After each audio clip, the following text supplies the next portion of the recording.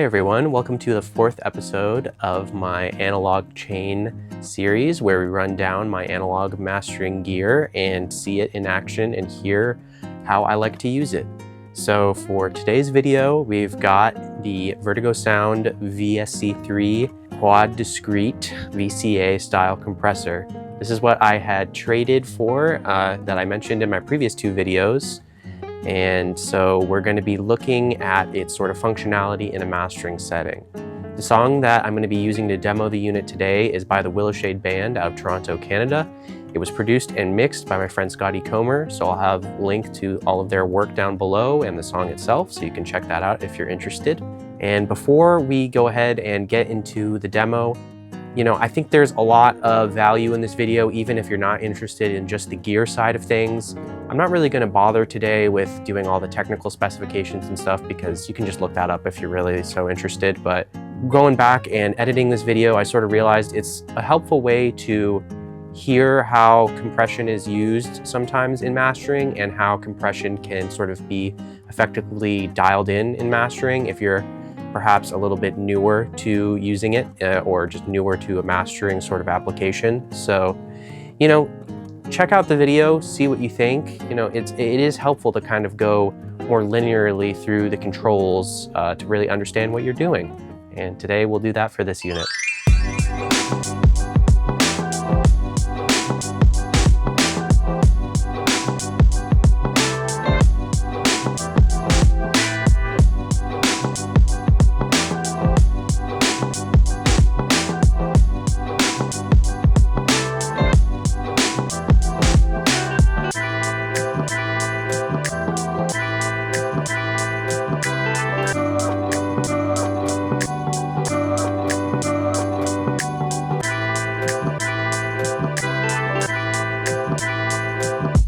All right, everyone, welcome into the mastering session. Here we've just got the mix loaded up and it's a super simple routing. So all that's going on is that I've got the mix here and it's going out of my Lynx Helo through the line out on USB play 1 and 2. And then it comes back in on USB 5 and 6. And then we're just monitoring it on this audio channel here. So before we get into actually looking at all of the various compressor settings and what they sort of sound like in application with mastering this mix, let's first just hear a little bit of the song. And we'll try to keep playing just this sort of section. So this is a verse and chorus of the track by the Willowshade. Again, seemingly I can stop. Still stalling, the cut is past memories all around. The future of my life is being numbered now. Cool. Yeah, so fun, kind of punky pop rock sort of vibe, which is great for this, I think, and it's why I chose it, because it's got some nice transient information so we can really hear how the compressor works to, some punchy material. Let's first go in and we'll kind of set the threshold to get some more sort of extreme for mastering compression levels. And we'll use that to kind of dial in and hear what different attacks and releases do on the compressor. From there, we'll kind of, once we get sort of a attack and release setting that we like the most for this demo, then we will go ahead and kind of hear what different ratios sound like. And then from there, we will kind of take a look at the different sort of compression settings between peak and RMS, and then the sidechain options as well. To start with the sidechain options too, I'm going to just put it onto 60 hertz, so that way, the bass and kick aren't causing too much of an issue with the compression that we're going to be demoing. But then once we come back to it, we can turn it off and check out 90 hertz as well. All right, so let's see what some different attack and release settings sound like on this. We're going to put the ratio onto 2, since that's kind of the most baseline sort of compression setting for this. to my ears. And then we will also have it on stereo sidechain, so that way only this top compressor is going to be controlling everything, and it'll kind of give us the most sort of baseline sound for listening for attack and release and ratio. But first, let's just do attack and release with a slightly more extreme compression threshold. Here we go. Again, seemingly I can stop. Still stalling, the car is past Bring it in. memories swirl around. The future of my life is being remembered now.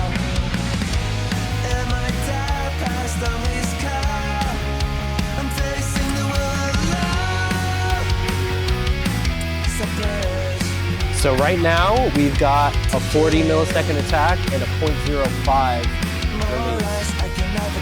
Let's get the fastest attack. See how much that changed things? Let's try dialing this back.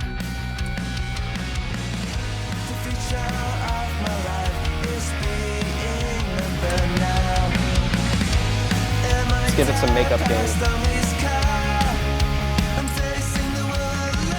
Still way too crazy.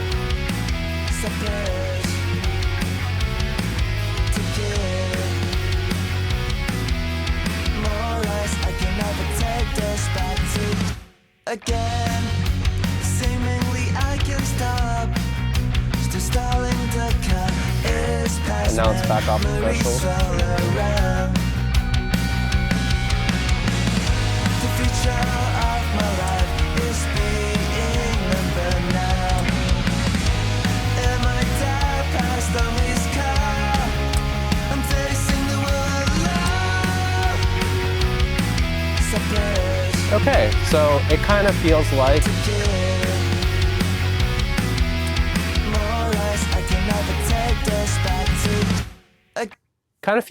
a 30 millisecond attack fits this the most because it lets a lot of the transient through and adds a really nice groove to it.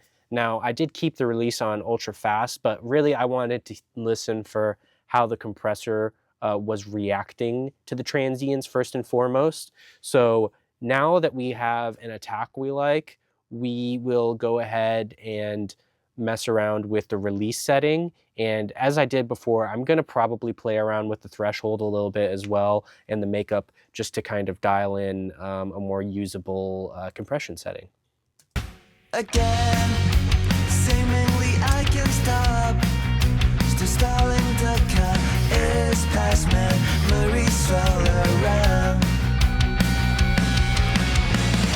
The future of my life is being remembered now. Let's hear what auto slow sounds like. Am I dead past on this car? I'm facing the world alone. Way too sluggish. How about auto fast?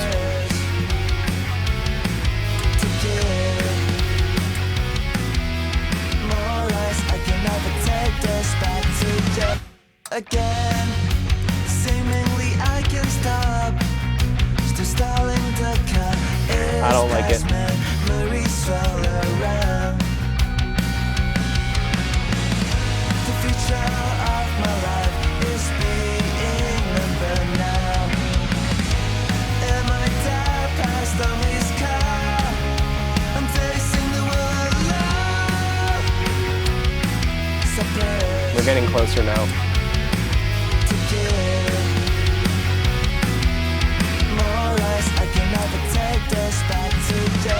Let's bring it in. Seemingly I can stop. Still stalling, the car is past memories swirl around. We're starting to get some nice punch and groove with it. The future of my life is being remembered now. Am I dead past on this car? I'm facing the world alone. Separate.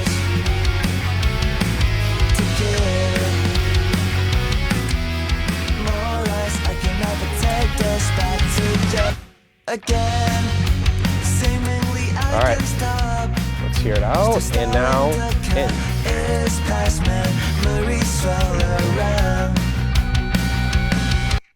Okay, so I kind of settled on these attack and release settings, so 30 milliseconds and 0.2 for the release. I found that having that kind of slower attack and faster release ended up really adding a nice sort of groove to the mix, and again, it also lets a lot of the transients come through, so it maintains punch, but it adds that sort of nice weight and character and movement that this compressor is really great at. I liked a 40 millisecond attack, but it was maybe not compressed enough to my ears for this sort of style of music. And I could sort of hear some value in a slower release time, but I liked having the punchiness, especially with, you know, how the kick is mixed and the chuggy guitars are mixed in this song. It felt like it really enhanced those and benefited those more with faster release. So now that we've got that, I'm probably going to play around with the threshold a little bit more, because honestly, most of the time I'm using this, you don't even really see any gain reduction coming through the meters. And I mean, this is something I've learned, and you know, Bob Katz talks about it in his mastering book, where the meters can kind of lie to a degree. And also, I mean, in this zone, even though maybe you don't see any gain reduction coming in through the meters, you can hear it, you know, there's something happening here. So, and especially I found in mastering most of the time, having that kind of more subtle compression that is helping the track breathe, but then also enhancing the transients is really what I'm looking to add with this unit. So we're going to try and dial that in a little bit more, and then we will move in to seeing what some different ratios sound like. And when we try out those different ratios, I'll probably mess around with the threshold again, just to, you know, demo how those really affect the sound a little bit more. And then from there, we're moving to sidechains. But let's start with ratio. Seemingly I can stop. Still stalling, the car is past memories all around. Let's try soft. The future of my life is being remembered now. Am I dead past on his car? I'm facing the world alone. Separate to give. More lies I can never take. Hear that now that we gain matched it? That punch Seemingly I can stop. just makes it a little more urgent sounding. Here the guitars come out. The future of my life is being remembered now. Am I dead Two. past on his car? You can hear things get a little punchier. Facing the world alone.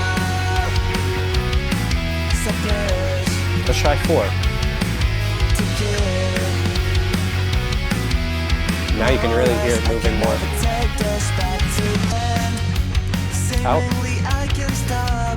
And let's bring it back in.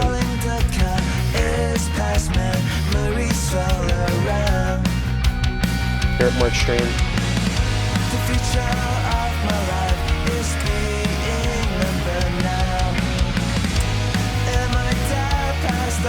Let's try 8.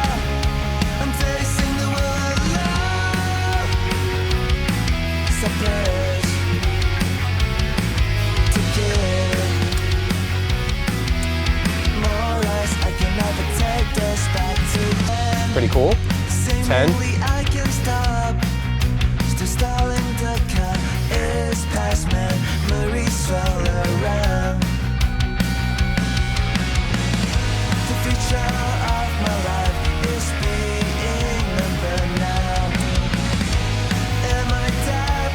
Pretty cool. What about break?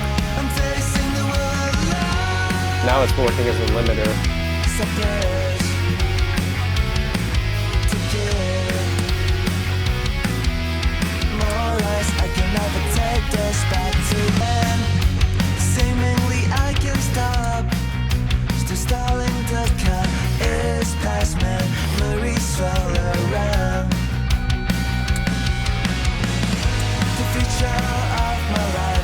Okay, I think I like 4 the most. So let's dial in the threshold and makeup gain.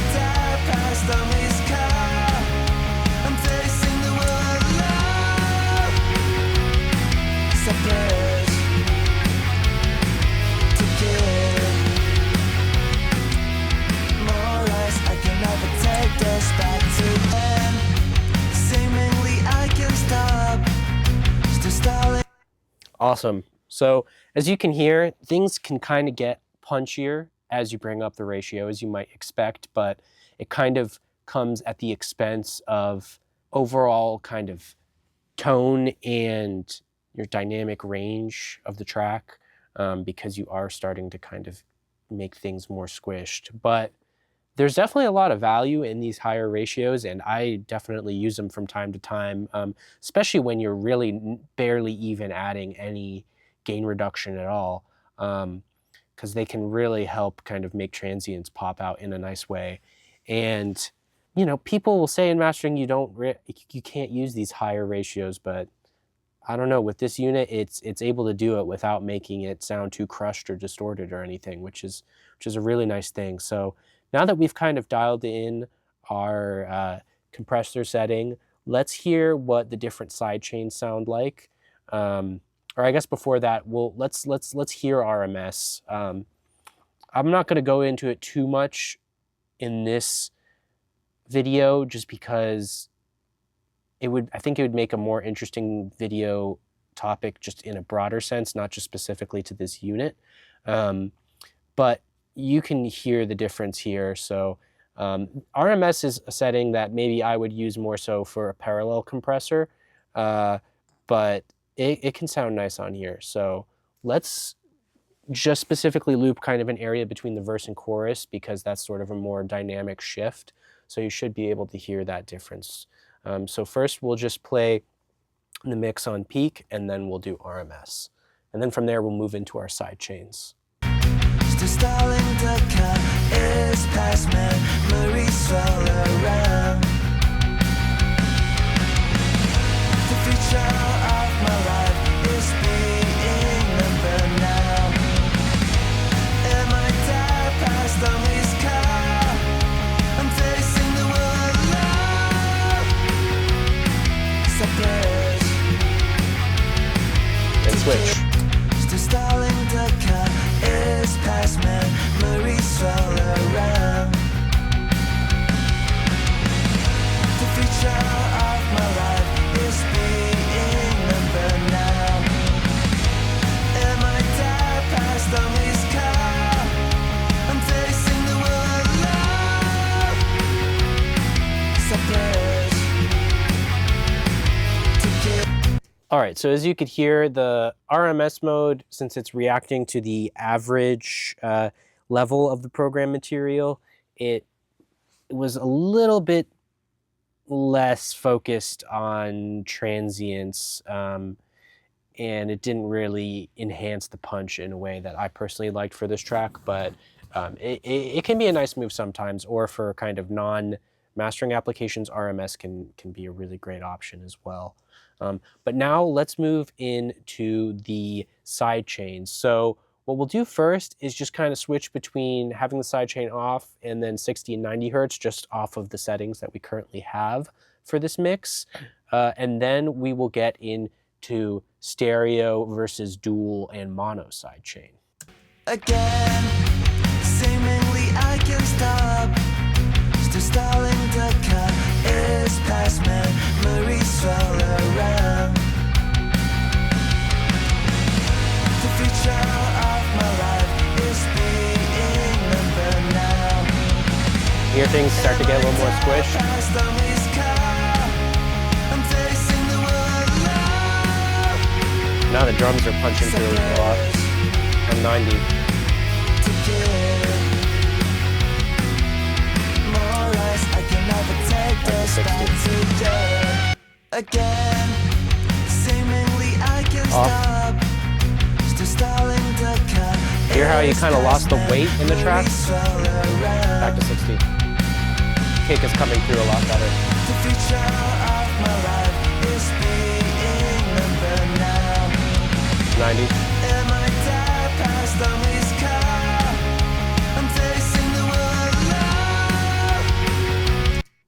All right, so really a really helpful tool here. 60 hertz is honestly what I preferred for this track anyways, because it let just enough of the bass through and the kick through in a perfect way that felt really musical and helped kind of maintain the punch in the low end, and so that the compressor wasn't working as hard to, you know, do its thing over the whole kind of harmonic spectrum happening. But 90 hertz was also kind of an interesting punch, and I definitely use that quite often as well. But I found for this one, it kind of let too much of the drums through in a way that kind of muddied up the guitars and vocals a little bit that I didn't enjoy. So we're going to keep it on 60 hertz, and now we are going to switch between dual and mono sidechain in comparison to the stereo sidechain. Let's quickly go over the differences between the three sidechaining modes. So with stereo sidechaining, both sidechains are active and they're not summed together. So the higher signal peak on any of both channels results in the compression of both. And then the mono is basically the exact opposite of this, where it's the summed mono signal that the compressor is reacting to. And then dual, it is unlinked, independent, left and right. So when you're in dual mode, you have to set the knobs independently, since left and right channels are doing their own thing, which is honestly something I use quite a bit in mastering.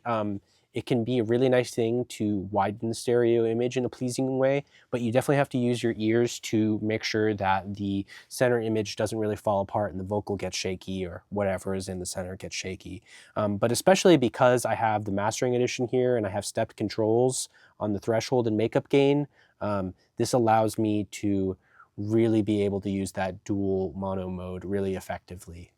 But let's first listen to the stereo sidechain, and we'll switch between mono and stereo.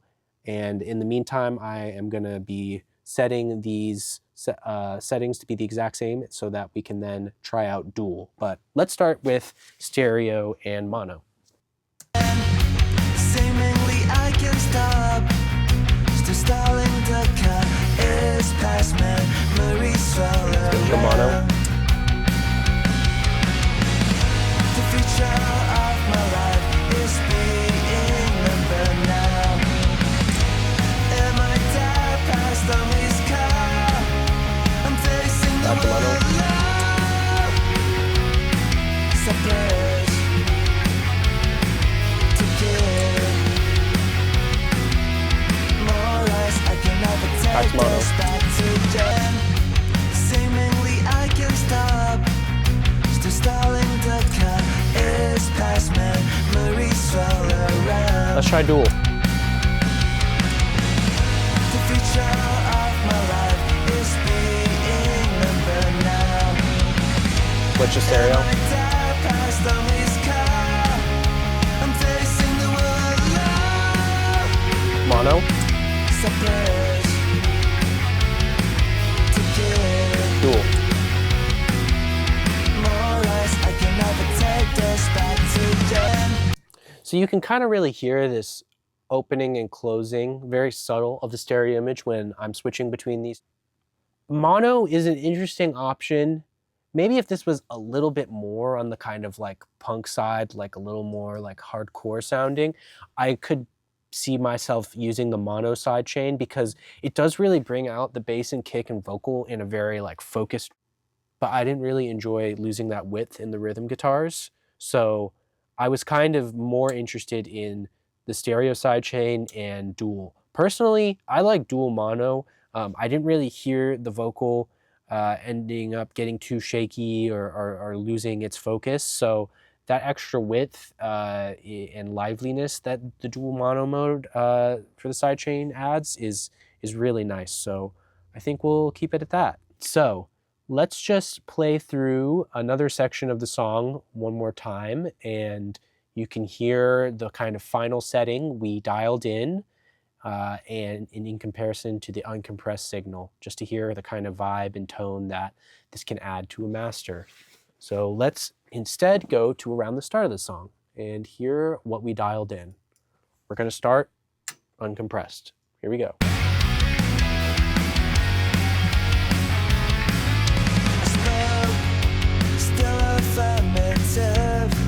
In. This golden reckless trip made me want to reconnect. Let's pump it up a little. But now I lost my resolve. Wearing a straight, my shadow in the black suit coat. The buttons of my world were fastened to tie. Out. Now my chest all lemon soul. When I check it home, separate Out. to give. More or less, I can never take this back today. As you can hear, I mean, the makeup gain and the little jump in volume is certainly, making it seem more exciting just based off of loud. That aside, the weight and the focus and the width that this compressor is able to add is so nice, and why it's kind of a mainstay on my mastering chain most of the time. And I want to show one sort of little bonus feature that I will use with this compressor a lot of the time when I don't want to add compression. This is a fun little thing that they had in the manual that I have tried out and I absolutely love. So what I do is I turn the threshold all the way clockwise so it's not doing any compression. And just to be safe, I put it on brick just for my own peace of mind. And I have the slowest attack, fastest release. And what you can now do, and we'll put it on stereo sidechain just for ease of use, but you can basically use this as almost a saturator of sorts, where you use the makeup gain to, kind of add these second order harmonics that the unit generates to your master. And it's honestly a really beautiful sound. And it can add some really nice weight and depth to things without having to, worry about crushing your dynamic range at all, which is something I use a ton. So let's just play a bit of the song and hear what happens when we drive it through the unit a little bit.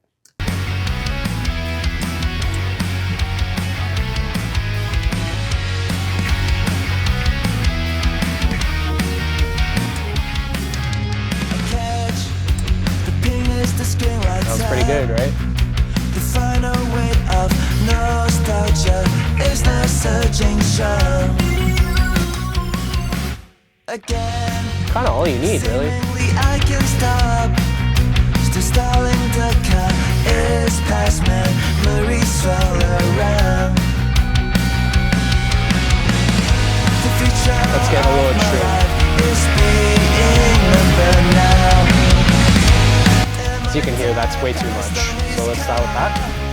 I'm facing the world alone. Separate to give. More or less, I can never take this back today. Awesome. I mean, honestly, with a really good mix, sometimes just having this, adding that analog character and going into a limiter could be all you need. It's a really simple trick, but it sounds great. And one of the nice things about analog gear is just using it for the circuitry sometimes more than the actual function. Thank you all so much for watching the video. If you have any questions on the unit or thoughts on the video itself, please comment below.